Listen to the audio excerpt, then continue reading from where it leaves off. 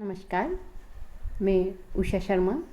आज हम सूरदास के वियोग वर्णन के दूसरे अंश में वियोग वर्णन के यानी भ्रमर गीत का सार के जो है वो अन्य पदों का अध्ययन करते हैं।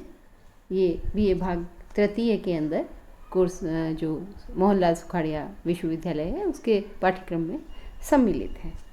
हमने कल भी सूरदास के वियोग वर्णन के जो भ्रमर गीत के पद हैं उनका अध्ययन किया था और उसमें गोपियों की कृष्ण के प्रति जो दृढ़ निष्ठा है उस निष्ठा का वर्णन किस प्रकार से सूरदास ने किया है और उद्धव के ज्ञान को किस प्रकार से हटा दिया है अपने सोच से या उद्धव के ज्ञान को परास्त किया है उन्होंने, ये हमने देखा। आइए हम 7वां पद देखते हैं इसका। हमरे हरि हारिल की लकड़ी।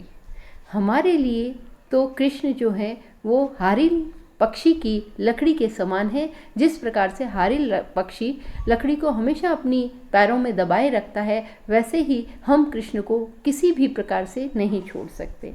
मन क्रम वचन नंद नंदरो उर करी दृढ़ पकड़ी। हमने मन वचन क्रम से कृष्ण को, नंद के नंदन को अपने हृदय में दृढ़ता से पकड़ लिया है।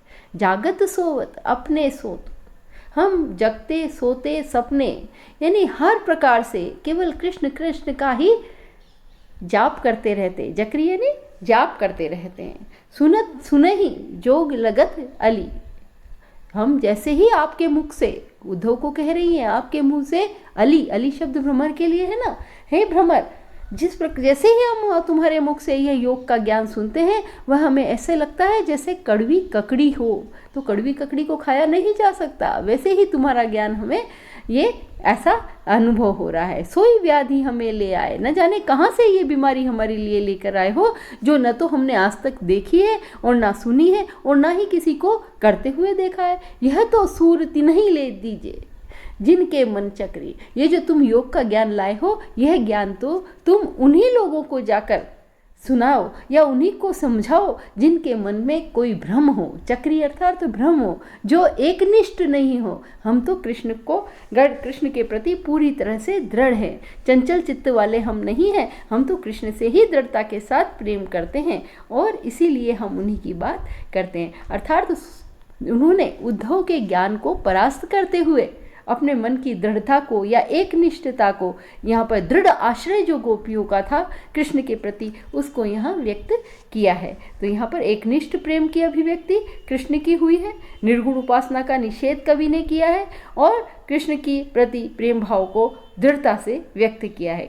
यहाँ कान खाने जैसे शब्द है ना, तो वहाँ पर हमें देख रहा पुनरुक्ति है। और जो करुरी ककड़ी, ये शब्द जो है ऐसा लग रहा है उदाहरण अलंकार, जो जैसे शब्द आता है तो उदाहरण अलंकार के रूप में यहाँ दिखाए। और सोई व्याधि हमें न जाने कहाँ से ये बीमारी ले आए, ये क्या है, लोकोक्ति है एक प्रकार से, है ना। तो उसका प्रयोग भी सूरदास ने अपने इस, क्योंकि सूरदास का के अंदर तो कथन अपने आप जुड़ते चले जाते थे, कविता स्वयं उनकी शब्द काव्य में आ जाती थी।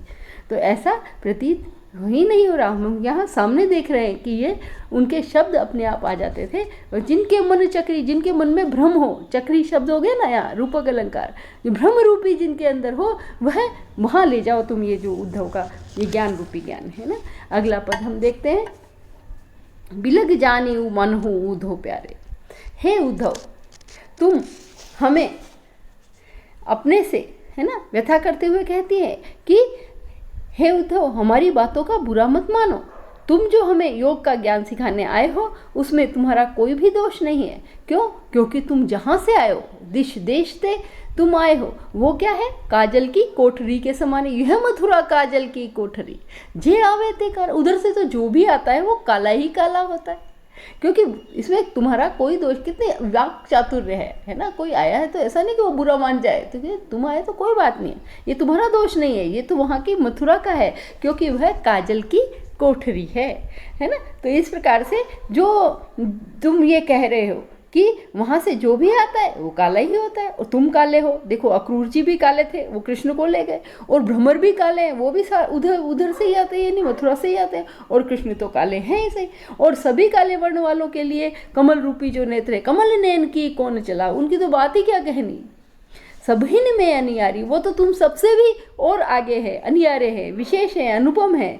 ये सारे के सारे ऐसे लग रहे हैं मानो इन्हें नील माटते काढ़े, नील के मटके से निकालकर यमुना में धो दिया गया हो। यमुना जो पखारे है ना, यमुना में धो दिया है, और इसीलिए ये यमुना आज तक काली है। यानी क्यों मथुरा से जब बह रही है तो ये भी बेचारी काली हो गई। सूरदास कहते हैं कि यह काले रंग का सबसे अनोखा रूप है ना। कवि ने कितने सुंदर रूप में काला, यमुना का काले होने का कितना सुंदर मतलब इन्होंने कारण बताया है गोपियों के द्वारा। वाक चातुर्य इसमें दिखाई दे रहा है। तो मथुरा को काजल की कोठरी कहना एक प्रकार से रूपक अलंकार का सुंदर रूप है ना। और इसमें मानो नीलमठ में यहाँ पर उत्प्रेक्षा अलंकार दिखाई दे रहा है ना। और इस प्रकार से कमल नयन जो है रूपक अलंकार है, और भाषा अत्यंत सुंदर है। नील माठ से काढ़े ले यमुना जो पखारी, मानो है ना। तो वहाँ से निकालकर जिस प्रकार से कह दिया, और वाक चातुर्य तो अनुपम है ही सही इसके अंदर। अगला पद देखते हैं हम। मधुकर श्याम जो तुम हितु हमारे, आप अगर हमारे हितु, हमारा हित चाहने, क्योंकि उद्धव ये कह रहे थे हम तो तुम्हारा हित करने के लिए आए हैं। अब गोपियाँ कह रही हैं अगर आप हमारा हित चाहते हो तो ये भजन सुधा निधि में जनी डारो जोग डल खारे, तो तुम इस भजन कृष्ण के भजन रूप अमृत रूपी भजन के अंदर, समुद्र के अंदर क्यों इस खारे जल को डाल रहे हो, है ना। तो कितना सुंदर बात है कि बार बार योग साधना का जो तुम उपदेश दे रहे हो, तो गोपियाँ झुंझला उठती है, परेशान होती हुई दिखाई दे रही है। और वो कहती है कि यदि सचमुच हमारे शुभ चिंतक हो, तो हमारा भला चाहते हो, तो इस कृष्ण रूपी भजन रूपी अमृत के सागर में ये योग रूपी जो खारा जल है वो मत मिलाओ, क्योंकि तुम्हारा यह योग हमारे लिए खारे जल के समान अरुचिकर है। अब तो इतना क्रोध आ गया है उन्हें कि वो कहने लगी, हे दुष्ट सुनी सठ, हे दुष्ट, हे मूर्ख सुन, तुम्हें संसार की रीति नहीं मालूम क्या, जिसका जो काम होता है वही काम लिया जाता है ना। सुन, सुरभि पैदायक, गाय क्या करती है, दूध देती है, क्यों न लेता है। फिर बताओ तुम उसको हल क्यों नहीं जोता, हल में क्यों नहीं जोता जाता, हल क्यों नहीं चलवाया जाता उससे, क्योंकि वह उसके लायक नहीं है। जो भयभीत होती रज देखत क्यों बढ़वत अहिकारे, जो रस्सी को देखकर ही भयभूत हो जाता है उसको काले सांप से क्यों दिखा रहे हो। हम तो सीधे सीधे इतनी सीधी हैं कि हम तो रस्सी को भी सांप समझ, रस्सी को देखकर ही भयभीत हो जाती है और उससे भी दूर रहती है। तो हम तो कृष्ण से सीधे सीधे प्रेम करने वाले हैं, ये योग रूपी काला हमें क्यों दिखा रहे हैं। अर्थात गाय को हल में जोतना अनुचित है, वैसे ही हम कृष्ण के प्रेम में अनुरक्त जो योग गोपियाँ हैं, हमें योग साधना बिल्कुल उचित नहीं है। वह कहती है कि आगे वह कहती है, कमल के प्रति भ्रमर के अनन्य अनुराग की ओर संकेत करते हुए कहती है कि हे भ्रमर, जरा अपने कर्मों की ओर देखकर विचार कर। तू जिस फूल पर बैठता है, लिखा है ना, निजकृत समझ देख बिनु दर्शन के, अपने कर्मों को तो देखो जरा। हति धाम तजी नहीं हारे, तुम ऐसे हो जो कमल के ऊपर बैठ जाते हो और तुम्हें पता है कि अब तो यहाँ पर से मुझे किसी प्रकार से हटना ही नहीं है जब तक इसका पूरा रस नहीं ले लेता, है ना। हति धाम तजत नहीं हारे, वो उसको बिल्कुल नहीं त्याग करता और किसी भी प्रकार से छोड़ता नहीं है, क्योंकि यह क्रिया तुम्हें चाहे कितना भी परिश्रम क्यों न करना पड़े, परंतु तुम हार नहीं मानते। अपनी इस शक्ति के रहते हुए तुम रात में भी कमल के भीतर ही रह जाते हो और कमल की पंखुड़ियाँ बंद हो जाती है, और इस कारण से तुम अंदर ही मृत हो जाते हो। तो तुम स्वयं भ्रमर को कहती है, जब तुम स्वयं इतना प्रेम करते हो तो हमें अपने प्रेम से दूर क्यों करना चाहते हो, है ना। उसे तुम नष्ट तकलीफ नहीं पहुंचाना चाहते हो।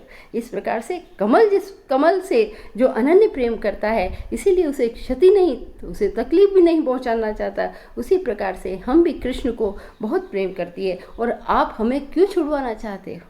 आगे क्या कहती है देखो, रे अली चपल मोद रसल, हे अली भ्रमर, तुम बहुत चंचल हो और आनंद रस के प्रेमी हो, तुम आनंद रस के लोभी हो।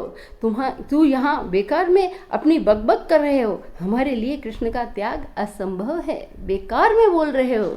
सूर्य श्याम छवि क्यों विसरती है, नक्सिक अंग विराज, क्योंकि वो तो नक्सिक के रूप सौंदर्य के साथ हमारे हृदय में विराजमान है, हम उन्हें किसी भी प्रकार से नहीं भूल सकती हैं। तो इस प्रकार से इस पद के अंदर हमें एक दीपक अलंकार दिखाई देता है, जो कृष्ण के प्रति अनन्यता के अनेक उदाहरण वो बताते हैं। गाय का बताते हैं, भ्रमर का बताते हैं, और स्वयं भ्रमर की एक निष्ठता का भी बताते हैं, है ना। और रज्जु जिस प्रकार से सांप से भयभीत हो जाते हैं, क्यों काले दिखाते हो, तो इस प्रकार से अनेक उदाहरण बता के वो कह रही है कि हमारा प्रेम उन्हीं की तरह से एक निष्ठ है, आप किसी भी प्रकार से इसे नहीं हटा। इसी प्रकार सुधा निधि में रूपक अलंकार है ना, और अनुप्रास का सौंदर्य तो सर्वत्र हमें दिखाई दे ही रहा है ना।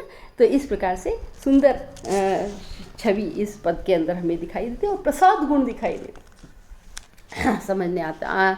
एक पल के अंदर इस पद का प्रसार हो रहा हो हृदय में, इस प्रकार से दिखाई देता है। अगला पद देखें, उद्धव हम हरि कथ विसुराए। हे उद्धव, हमने कृष्ण को कब भुलाया? आप कहते हो कि तुम तो कृष्ण को भूल गई हो, तो हमने कब भुलाया? एक दिवस वृंदावन भीतर करी पत्र डसाए। हमने कृष्ण को किसी भी प्रकार से नहीं भुलाया है। निर्गुण ब्रह्म व योग साधना के लिए कह रहे हो, और तुम ही बताओ कि श्री कृष्ण को हम भूल भी कैसे सकते हैं, उनके साथ किए प्रेम को कैसे भूल सकते हैं। एक दिन वृंदावन में अपने हाथ से हाथियों को पत्र खिलाए हैं, है ना, हम हाथियों को मतलब भोजन घास खिलाई है। श्री कृष्ण को याद कर करके, उनके गुणों का स्मरण करके हमारी आंखें जब भी स्मरण करते हैं तो ये हमारी आंखें जो है नैन जल सजल हुए जाए, जल भर आता है हमारी आंखों के अंदर। बिछुड़े पलक कितने दिन बीते, न जाने कितने दिन बीत गए हैं उनको देखे हुए। प्रीतम भय पराए, अब वो हमारे लिए पराए हो गए हों। ऐसा प्रतीत होता है कि उन्होंने हमको भुला दिया है, लेकिन उन्हें हमारी याद बिल्कुल भी नहीं आती है। इसीलिए फिर भी हम व्याकुल होकर श्री कृष्ण के आने वाले मार्ग की ओर रात दिन देखकर प्रतीक्षा करती। विकल पंथ जोवती हम निष्दिन, कित विरहिनी विरमाए। किस प्रकार से हमें तुम जो है विरमा सकते हो, हमें कृष्ण से भुला सकते हो। कृष्ण को हम किसी भी प्रकार से नहीं भूल सकते। सूरदास प्रभु तुम्हारे मिलन मिनु, मदन के ताप सताए। कृष्ण गोपियाँ कह रही हैं कि आपके कृष्ण से मिले बिना हम कामदेव की काम भावना के ताप से सताई स्त्रियों की रक्षा करने वाला अब इस संसार में कौन है। अर्थात यह है कि श्री कृष्ण आप ही हमें इस ताप से बचा सकते हैं, इसलिए है ना। तो यह पद भी बड़ा ही सुंदर पद, उन्होंने अपनी पीड़ा को, है ना, गोपियों की जो विरह की पीड़ा है उसको इसके अंदर कवि ने व्यक्त किया है, और सगुण ईश्वर तथा प्रेम की महत्ता को दोनों को यहाँ पर इस के सामने सगुण ईश्वर के स्वरूप को उन्होंने प्रेम की महत्ता के साथ प्रतिपादित किया है ना। तो सुमेरी सुमेर में पुनरुक्ति अलंकार हमको यहाँ दिखाई दे रहा है। विकल पंथ जोवती, यहाँ उनकी व्याकुलता दिख रही है। किसने उनको भ्रमित कर दिया है ऐसा, अब तो कृष्ण हमारे पराये हो गए। तो अपनी व्याकुलता को इन शब्दों में उन्होंने किया है। ब्रजभाषा का सुंदर रूप हमें यहाँ दिखाई दे रहा है। सखी इन नैननी ते घनहारे।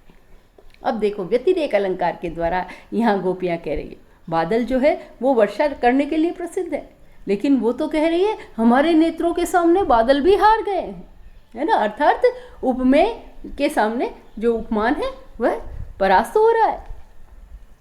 बिनु ही ऋतु बरसत निसी वासर, सदा जगल जल सजल दो उतारे। बिना ऋतुओं के, वो तो बरसात में ही बरसते हैं, लेकिन हमारी आंखें तो हमेशा ही बरसती रह रही है।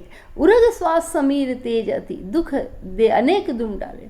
और जो तेज सांसें, विरह की जो तेज सांसें हमारी चल रही है, उन्होंने उन सांसों रूपी तूफान ने, वर्षा के साथ जो तूफान आता है उससे कई पेड़ गिर जाते हैं। तो हमारी गर्म सांसों के कारण भी अनेक अनेक वृक्ष, जो सुख रूपी, जो हमारे जीवन के सुख रूपी पेड़ हैं, वो गिर गए हैं ना। अनेक द्रुम डारे, बदन सदन में बसे वचन खग।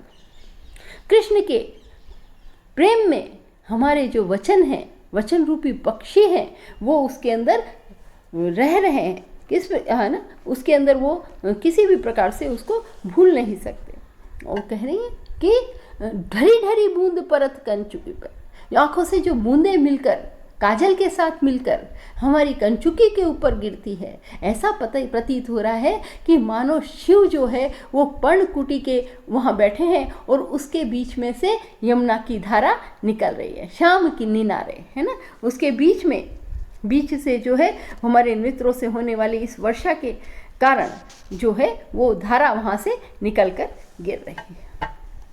और यहाँ पर्णकुटी में कौन सा, मनहु शिव पर्णकुटी में कौन सा, उत्प्रेक्षा अलंकार। मानो मनी मनु जानो जनु, है ना, कहा ना, ये शब्द जहाँ आ जाते हैं उत्प्रेक्षा अलंकार होता है।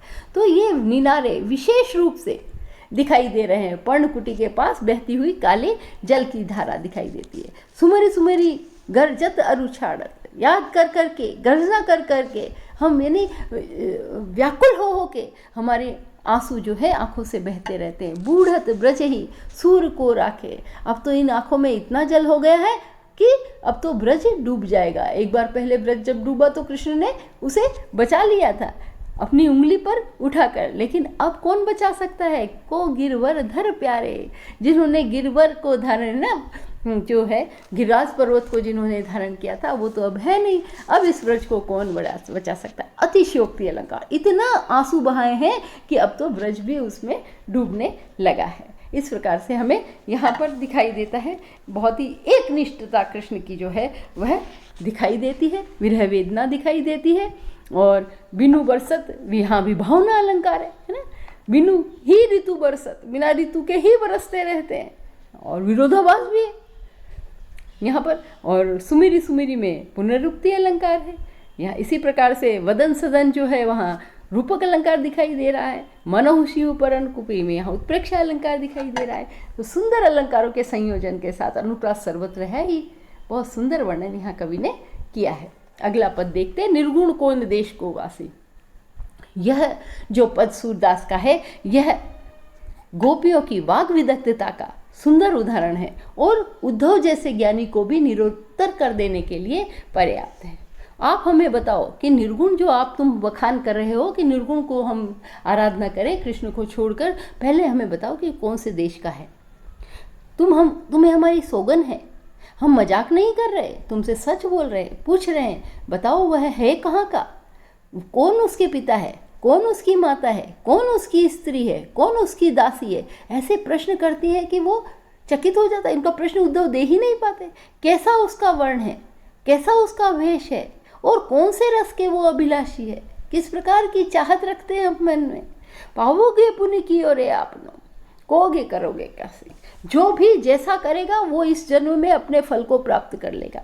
हम सामान्य कहते हैं देखो अगर अच्छा करोगे तो ठीक है, नहीं तो तुम्हें पाप लगेगा, है ना। कौरेगो गासी, वो अपने फल को जो है वह अवश्य प्राप्त करेगा, भुगतना ही पड़ेगा उसको अपनी करनी का फल, अगर तुमने झूठ कहा है तो। गोपियों की इन बातों को सुनकर उद्धव मौन हो जाते हैं। सुनत मौन में रहो ठगो सो, ठगा से रह जाते हैं, मौन हो जाते हैं और चुपचाप रह जाते हैं। मानो उनकी सबे मति नासी, उनकी सारी जो ज्ञान की बुद्धि की जो बुद्धि थी वह पूरी समाप्त हो जाती, नाश हो जाता है उनका। इस प्रकार निर्गुण का निषेध और सगुण ईश्वर की महत्ता जो सूरदास का मूल ध्येय था इस भ्रमर गीत को रचने में, वो यहाँ पर साकार होता दिखाई देता है। अनुप्रास का सौंदर्य है ही, वाग विदग्धता है गोपियों की, है ना। और कितनी सरल गोपियाँ जो जानती भी नहीं है कुछ, उनके ऐसे प्रश्न जिनका उत्तर एक ज्ञानी उद्धव नहीं दे सकता है। तो इस प्रकार ज्ञान के आगे जो है प्रेम की महत्ता इन पदों में दिखाई देती हमें दिखाई दे रही है। ब्रज भाषा का सुंदर प्रयोग है। इस प्रकार ये हमारे कोर्स के अंदर आपके जो पद हैं वो हमने इन दोनों वीडियो के अंदर पूर्ण किए। धन्यवाद।